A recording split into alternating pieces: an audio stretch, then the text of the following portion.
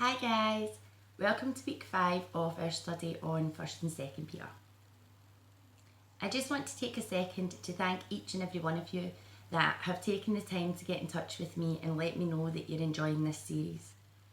It's been a real blessing hearing your thoughts and how the Lord is speaking to you through these studies. Today we'll be looking into 1st Peter chapter 5. Now this is the last chapter in 1st Peter, so next time we'll be moving on to 2nd Peter. Throughout this letter, Peter has addressed a number of groups of people. First it was servants, then husbands and wives. And now in chapter 5, Peter addresses church leaders. The Amplified Bible says, I strongly urge the elders among you, pastors, spiritual leaders of the church, as a fellow elder and as an eyewitness called to testify of the sufferings of Christ, as well as one who shares in the glory that is to be revealed. Shepherd and guide and protect the flock of God among you. Exercise protect not under compulsion, but voluntarily, according to the will of God, and not motivated for shameful gain, but with wholehearted enthusiasm. Every listing of Jesus' disciples has Peter's name as invariably first. He seems to have naturally become a leader, commanding respect of his peers by sheer force of personality. Eugene Peterson describes him like this: by virtue of his position, he was easily the most powerful figure in the Christian community, and his energetic preaching, ardent prayer, bold healing, and wise direction confirmed the trust placed. So if anyone knows what it's like to be a church leader, then it's Peter.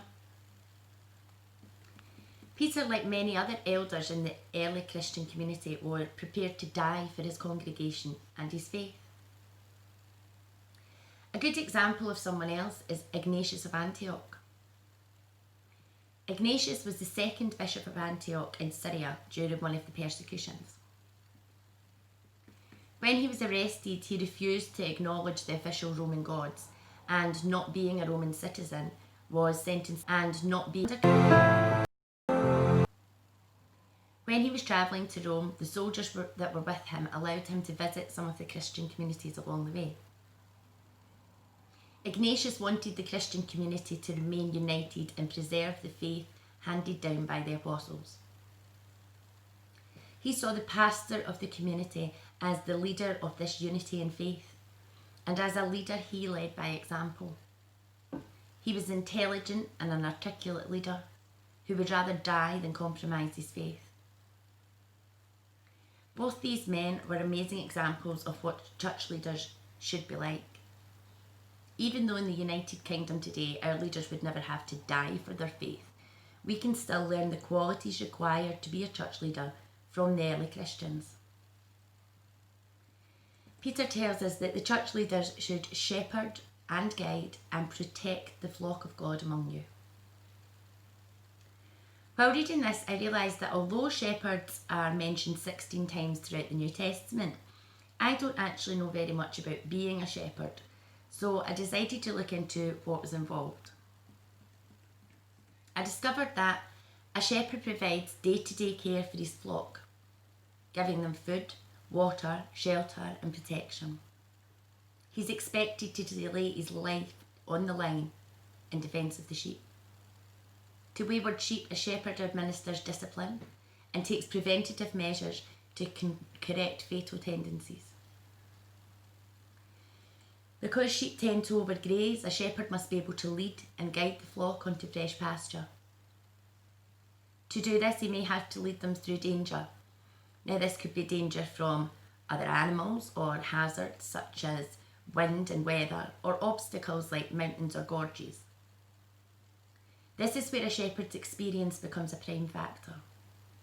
He's been this way before and is not surprised by the danger. He knows what to do and how to succeed in dangerous situations. A shepherd oversees his flock. The flock is the focus of the shepherd. He is responsible for their physical well-being. So he sets the pace, aware of the particular needs of each sheep. Shepherds study the breed They learn the strengths, weaknesses and personality of each one. Whether his flock is few or thousands, his responsibilities never let up. 24 hours a day, 7 days a week, year in, year out, the shepherd cares and shares the life of the sheep. He must be gentle, but he must also be confident, resourceful and decisive. He dare not be nervous or flighty if the flock is to flourish. The comparisons to Christ the Good Shepherd are obvious, but it's also easy to see the commonalities to our spiritual shepherd, the pastor. In fact, the Latin word transliterated with pastor means shepherd.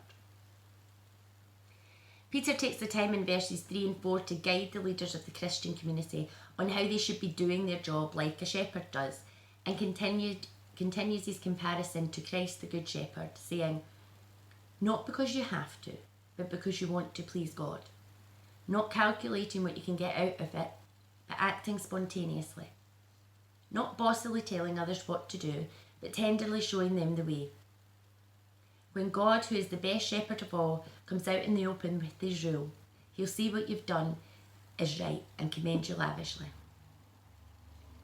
Peter moves on to explain to those who are not leaders that we must follow the church leaders.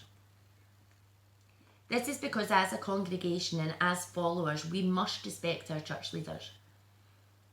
It's the church leaders that will be called to account in front of God for their actions as leaders, not as us as a congregation. Peter goes on to state, but all of you, leaders and followers alike, are to be down to earth with each other, for God has had it with the proud, but takes delight in just plain people. This goes back to Jesus' teachings on, if you want to be first, then you must be last.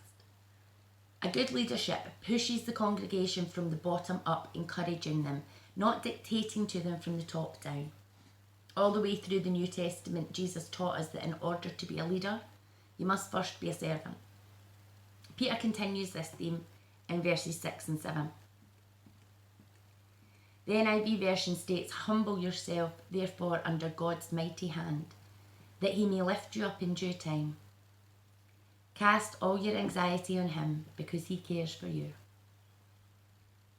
As Christians, we must humble ourselves under God's mighty hand, trusting him to elevate us at exactly the right time.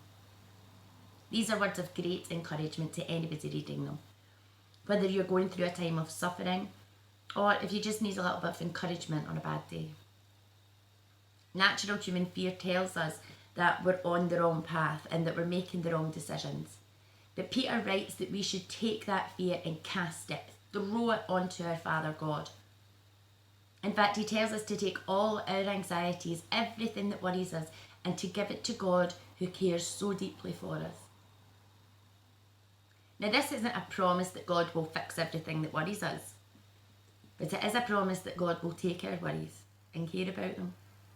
He will carry them for us, and we can trust him to handle them in the best possible way. Peter's words are a command. God doesn't want any of his children living a life filled with worries, anxieties and stress. When we turn our worries over to God, we are showing that we believe that God is mighty and that he cares for us. In humility, we must wait and trust God to lift us up in his time. And in humility, we must cast our cares onto him. In verses 8 to 11, Peter sums up all the points that he's made throughout this letter by telling us that we must remain alert and stay aware and on the lookout for the devil. He tells us that we can resist the devil by focusing on staying firm in our faith and trusting God's plans and promises for our life. After this brief life of suffering, one day our God will bring our suffering to an end and make us strong forever. The theme all the way through 1 Peter has been God's victory over suffering, our victory over suffering. And Peter is telling us here in the closing verses of the letter exactly how we achieve this victory with God. Like most of the epistles, Peter finishes his letter to the exiles with regards from fellow church members and also explains who he's sending the letter with, encouraging them to embrace God's generous truth and embrace it with both arms. In this case, Peter tells us in verse 12 that I'm sending this brief letter to you by Silas, a most dependable brother. I had the highest regard for him. A few things jumped out to me here. Why is he sending it with someone, and who is Silas? So, being as inquisitive as I am, I decided to find out the answers. When I googled the postal system in Rome in AD 70, I discovered that letters could only be delivered by hand. They were entrusted to a person who could be relied on to deliver the letter as promptly as possible. Now, because there was a low expectation of privacy in these days, many of the letters that were written were with the intent for them to be published.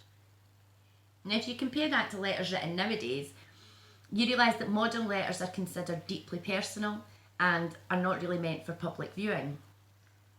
But letters in ancient times were more like essays or instruction manuals. They were intended to be instructive as well as informative.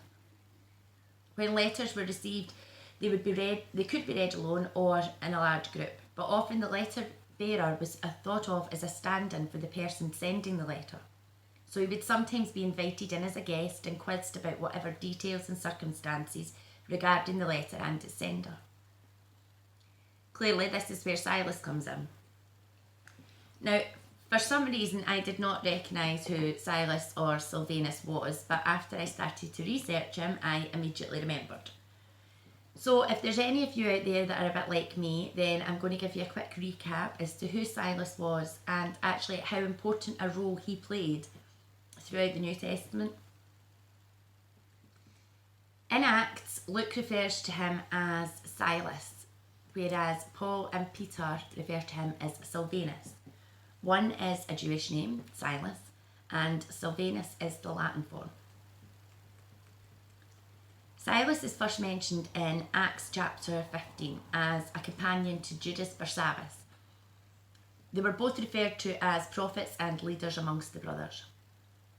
It was Silas and Judas that were chosen by the prophets to accompany Barnabas and Paul back to Antioch. Their role was to orally confirm the contents of the letters detailing the decision of the Jerusalem Council.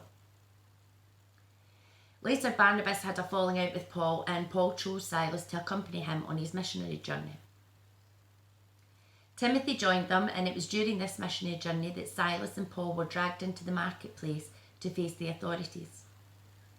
After being stripped and beaten, they were imprisoned. This is when Silas joined Paul, singing hymns past midnight. The Lord broke their chains and opened the prison doors.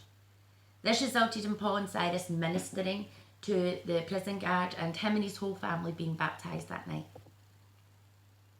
After they told the magistrates that they were Roman citizens and they should never have been imprisoned or flogged, they stayed the night in Lydia, then carried on their missionary work.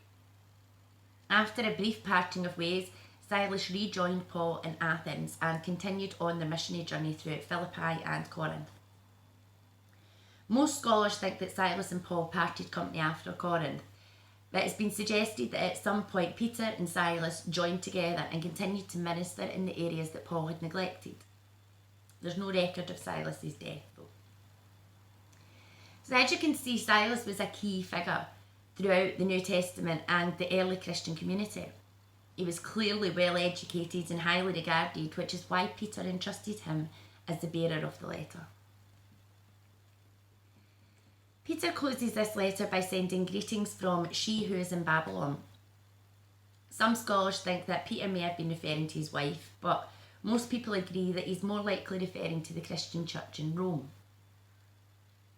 The reason that it's thought to be the church in Rome is because there are unlikely to be any churches in the historical city of Babylon at that time.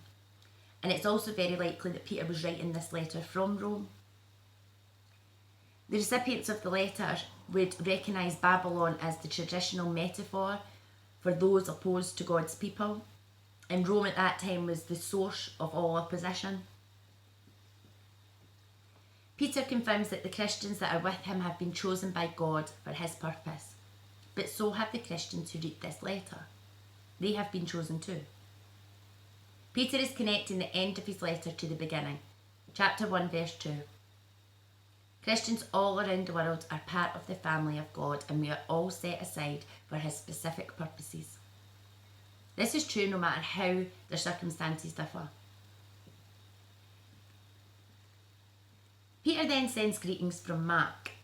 He refers to him like a son, which most likely means that he's a son of faith and not his actual son. This is also most likely the Mark who travelled and ministered with Paul. In Colossians, Paul tells us that Mark is with him in Rome, so this also adds to the idea that Peter was writing this letter from Rome. Peter finally asks that they greet each other on his behalf with a kiss or embrace, and he signs off with a prayer of peace for all Christians.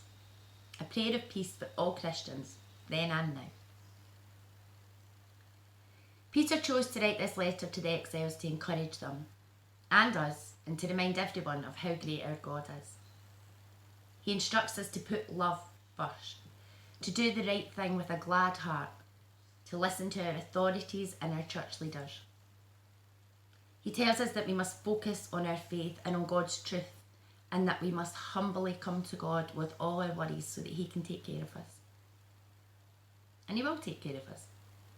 He has a glorious plan for each and every one of us.